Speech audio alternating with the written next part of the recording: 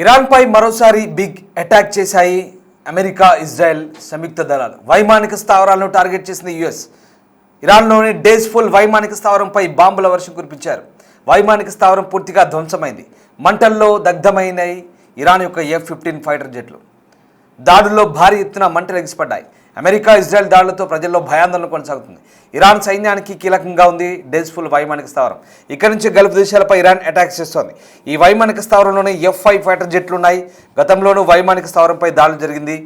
ఇరాక్తో యుద్ధ సమయంలో డేస్ఫుల్ వైమానిక స్థావరం కీలక పాత్ర పోషిస్తోంది. ఇరాన్ సైన్యానికి కీలకంగా ఉంది ఈ డేస్ఫుల్ వైమానిక స్థావరం.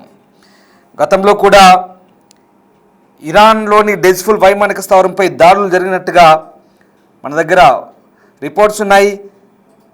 పశ్చిమ ఇరాన్లోని డేస్ఫుల్లోని వాదాతి వైమానిక స్థావరంపై అమెరికా, ఇజ్రాయెల్ సంయుక్తంగా గతంలో భారీ వైమానిక దాడులు చేశాయి. ఇరాన్ వైమానిక దాడులకు చెందిన 4వ టాక్టికల్ ఫైటర్ బేస్ అంటారు. ఇది F-5 ఫైటర్ జెట్లు ఉన్న చోటు ఇది.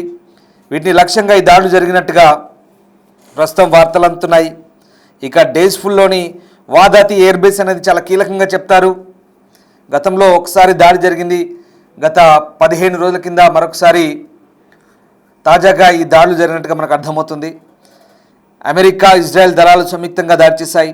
ఇరాన్ వైమానిక దళానికి చెందిన F-5 యుద్ధ విమానాలు పనిచేసే ఈ స్థావరంపై భారీగా బాంబుల వర్షం కురిపించినట్లుగా నివేదికలు చెప్తున్నాయి. పశ్చిమాసియాలో ఇరాన్, ఇజ్రాయెల్, అమెరికా మధ్య ఉద్రిక్తతలు తీవ్రస్థాయికి చేయడంతో ఈ దాడులు జరిగినట్టుగా మనకు అర్థమవుతుంది. ఈ దాడులు ఇరాన్ రక్షణ వ్యవస్థలపై, ముఖ్యంగా వైమానిక స్థావరంపై పెద్ద దెబ్బగా భావిస్తున్నారు. ఈ నేపథ్యంలో ప్రస్తుతం ఈ దాడులు అనేటివి ఇరాన్కు ఒక రకంగా కోలుకోలేని దెబ్బ అని చెప్పాలి. ప్రధానంగా ఇరాన్లోని ఈ వైమానిక స్థావరాన్ని దెబ్బతీయడం ద్వారా ఇప్పుడు ఇజ్రాయెల్, అమెరికా గట్టి పట్టి సాధించినట్టుగా మనకు అర్థమవుతుంది. ఈ నేపథ్యంలో ప్రస్తుతం ఈ దాడులకు సంబంధించి ఇక ఆసక్తికర చర్చ అయితే సాగుతోంది. ప్రధానంగా ఇరాన్కు ఈ ఎయిర్ బేస్ అనేది చాలా కీలకంగా చెప్తున్నారు. వెస్టర్న్ ఇరాన్ ఎయిర్ బేస్ అయినటువంటి డేస్ఫుల్లో గతంలో మార్చి 13న భీకర దాడులు జరిగాయి. ఆ దాడులకు సంబంధించిన దృశ్యాలు ప్రస్తుతం తాజా దాడుల దృశ్యాలు ఒకసారి చూద్దాం.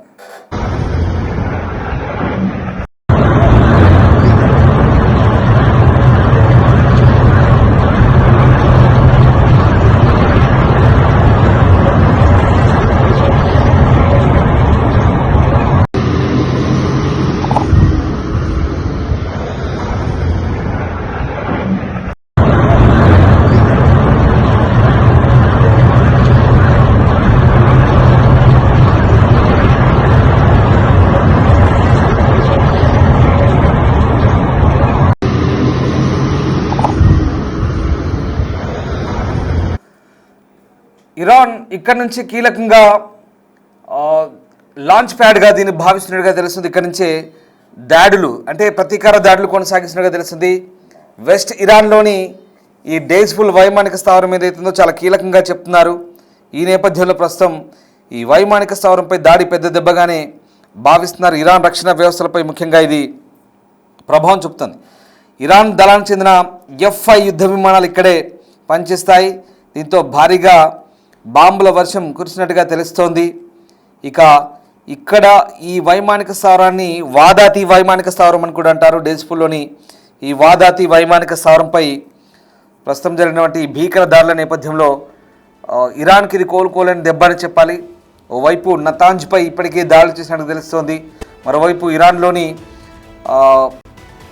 నావికా దళాలను, ఎయిర్ బేస్లను, అక్కడటువంటి మిసైల్ లాంచ్ ప్యాడ్లను, డ్రోన్ లాంచ్ ప్యాడ్లు అన్నింటి కూడా వరుసగా విధ్వంసం చేస్తూ వచ్చినటువంటి అమెరికా తాజాగా ఈ డేస్ఫుల్ వైమానిక స్థావరంపై దాడి చేయడం ద్వారా భారీ విధ్వంసాన్ని కలిగిస్తారని మనం చెప్పాలి. ఇప్పటికీ ఇరాన్లోని టెహ్రాన్లోని ఒక డొమెస్టిక్ ఎయిర్పోర్ట్ కూడా విధ్వంసం చేసింది. అక్కడ ఎయిర్ బేస్లు అన్నింటి కూడా విధ్వంసం చేసింది. పూర్తిగా ధ్వంసం చేసిన పరిస్థితి. తాజాగా జరిగిన దాడులతో ఇది మరింత తీవ్రమయ్యాయని చెప్పాలి. ఒకసారి ఆ దాడుల దృశ్యాలు మళ్ళీ చూద్దాం.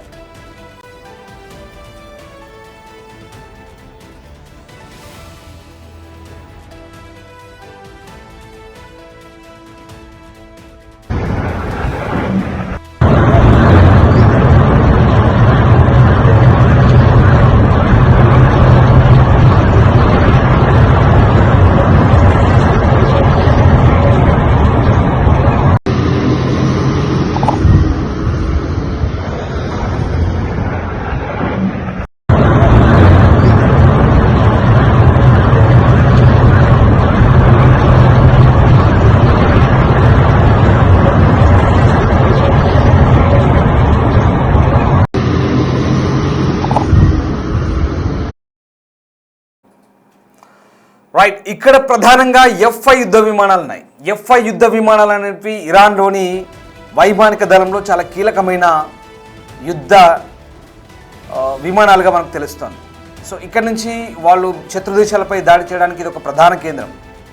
ఇప్పటికే చాలా వరకు విధ్వంసం జరిగింది. ఇరాన్లో ఎక్కడ అసలు ఎయిర్ బేస్లు లేకుండా పోయాయి. ఇప్పుడు ఎయిర్ బేస్ను విధ్వంసం చేయడం ద్వారా ఇరాన్కి చాలా పెద్ద దెబ్బని చెప్పాలి. అంటే వైమానిక దళాన్ని పూర్తిగా తుడిచిపెట్టే పరిస్థితి వచ్చింది. అటు నేవీని కూడా పూర్తిగా డిస్ట్రాయ్ చేశామని చెప్తున్నారు. ట్రంప్ పదే ఇదే చెప్తున్నారు.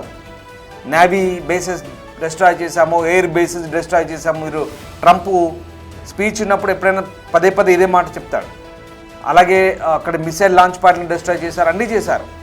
ఇంకా ఏవైనా మిగిలి ఉంటే కనుక ఏరి మరి అక్కడ దాడులు చేస్తున్నారు. ఆ నాయకులను కూడా వెంటాడి మరి చంపుతున్న పరిస్థితి. అంటే చాలా వ్యూహాత్మకంగా ముందుకెళ్తున్నారు.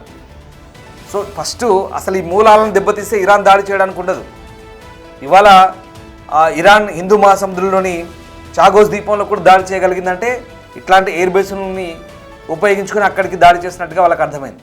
సో అందుకే కీలకమైన ఈ ఎయిర్ బేస్లన్నింటినీ ఈ లాంచ్ ప్యాడ్లను ధ్వంసం చేస్తే ఇక వాళ్ళకు చేయడానికి ఎక్కడ పరిస్థితులు అనుకూలంగా ఉన్నాయి. కాబట్టి ఫస్ట్ ఆ మౌలిక సదుపాయాలపై చాలా తీవ్రంగా దృష్టి సారించినట్టుగా మనకు కనబడుతుంది.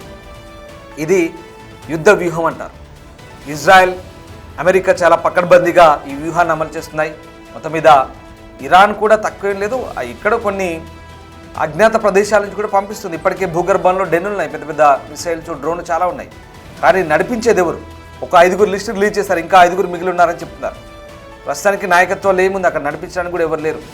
కానీ ప్రస్తుత పరిస్థితుల్లో ఇక వాళ్ళు చాలా అగ్రెసివ్గా ఉన్నారు, పూర్తిగా తెగించారు. కాబట్టి ఇక ఎంతకైనా సరే అన్నట్టుగా ప్రాణాలకు ఎదురొడ్డి పోరాడుతున్నారు. సో యుద్ధం అంటేనే ఇలా ఉంటుంది, దాడులు ప్రతి దాడులతో. అందుకే ఎప్పుడు శత్రువులను తక్కువ అంచనా వేయద్దు అనేది ఇక్కడ మనకు అర్థమయ్యేది.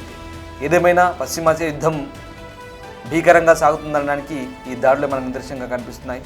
పశ్చిమాసియా యుద్ధం దాడులు ప్రతి దాడులతో అట్టుడుకుతోంది.